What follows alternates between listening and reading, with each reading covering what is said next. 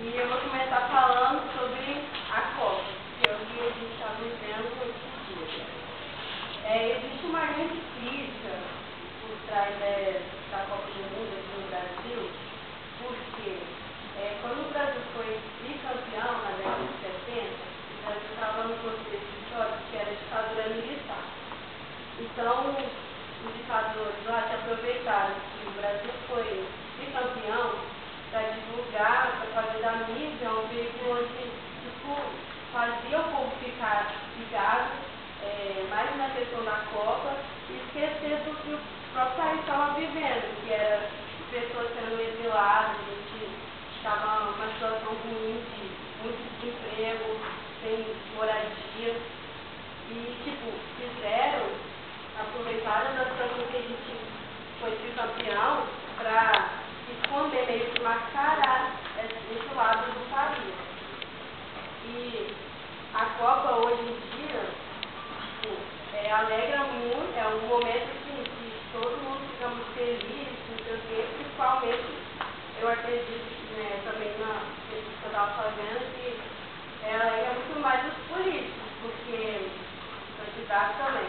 Porque nesse momento agora, os escândalos, se eles estão metidos em alguma coisa assim, ninguém está sabendo disso agora. Ninguém está lembrando, pelo menos agora sim, o foco é a Copa do Mundo, e não a política. Se está acontecendo alguma coisa lá em Brasília, que estão votando alguma coisa que diz respeito a nós, a gente acaba não sabendo. Até porque também a mídia, a gente não está mais no momento de ditadura, mas parece que ficou isso. Quando chegar a Copa, só vamos falar sobre isso. E esquecer um pouco o lado da política. Eu vou falar um pouco sobre uma analogia bem rápida assim, e sobre o exército de reserva que é gerado pelo capitalismo e os jogadores reservas de uma partida de futebol. Uma empresa, ela quer o quê? Funcionários bem atualizados, que sejam polivalentes, e um técnico de futebol quer o quê? Jogadores que possam estar fazendo várias táticas dentro de um campo. Ele quer que seja atacante, que seja meio campo, ele possa estar mudando. Então, quando os jogadores reservas, como as pessoas do exército de reservas, elas estão o quê? Estão treinando, estão sendo preparadas para todo momento. Quando elas tiverem uma oportunidade, elas entrariam em campo e poderiam mostrar realmente tudo aquilo que elas sabem, até melhor do que aquelas que estão numa área. E também no futebol nós temos a questão da violência que existe entre as torcidas. E eu vou falar um pouco do hooliganismo, que é um termo que se refere a um comportamento destrutivo e desregrado. Esse termo, o uso inicial do termo foi por causa de uma gangue em Londres, e no futebol começaram a ser associados a partir da década de 60, no Reino Unido. E assim, no Brasil, existem várias confusões e brigas entre torcidas organizadas, que passaram a ser característica mesmo do futebol brasileiro, essas brigas e essa rivalidade. E o caso mais recente foi entre o Corinthians e o Vasco na Copa do Brasil ano passado. E assim, até hoje o futebol passa a ser, desde de ser um entretenimento mesmo, uma diversão, para tomar tais proporções, a pessoa querer brigar, querer matar o outro por causa de um time. E existe até preocupação da FIFA em questão da Copa de 2014, que vai ser aqui no Brasil, por causa das torcidas brasileiras e inglesas, que são consideradas as mais violentas. Bom, para a gente falar de futebol, acho que é interessante mostrar como o futebol está bem longe de ser só uma forma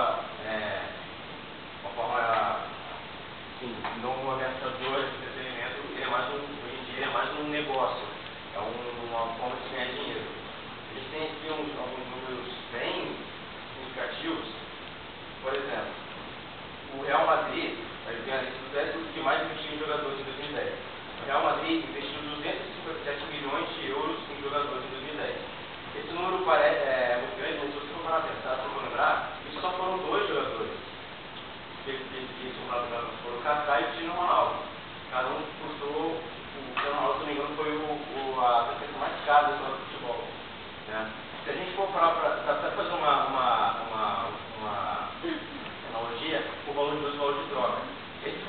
que pagaram pelo café do Cristiano Ronaldo, não foi o valor de uso.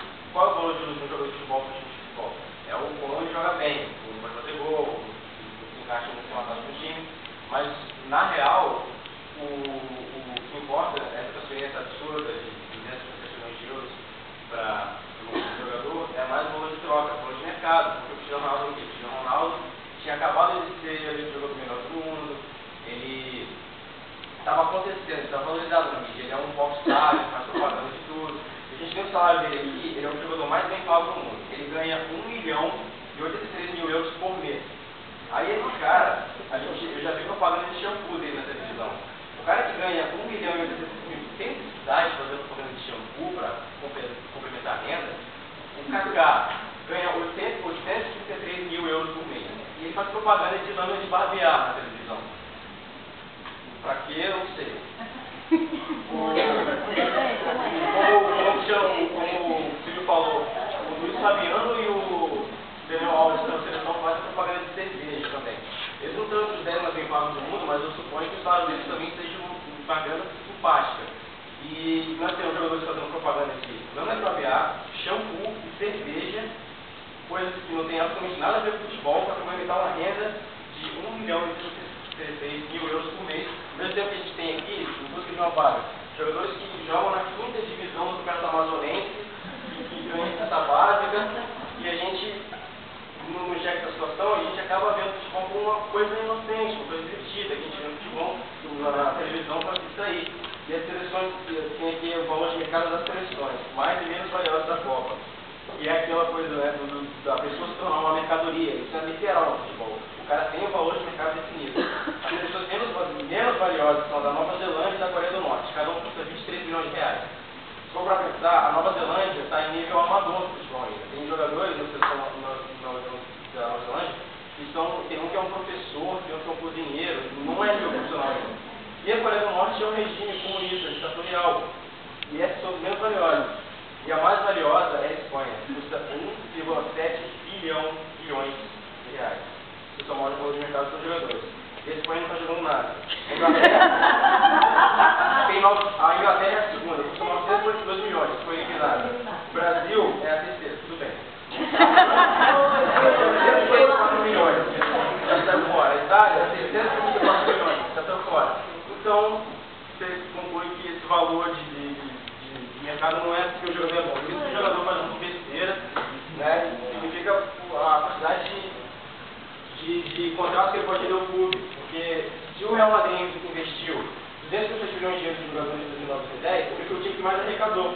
Porque ele arrecadou 401 milhões de euros no mesmo ano, porque ele investiu nos jogadores. E aqui a gente tem, né, toda a Copa que a mídia dá para a Copa, o Maradona, né? É a grande figura da Copa da vez, só se fala do Maradona, e dos jogadores que eu já falei, né? Jogadores que buscam essa atenção, das questões de empresários.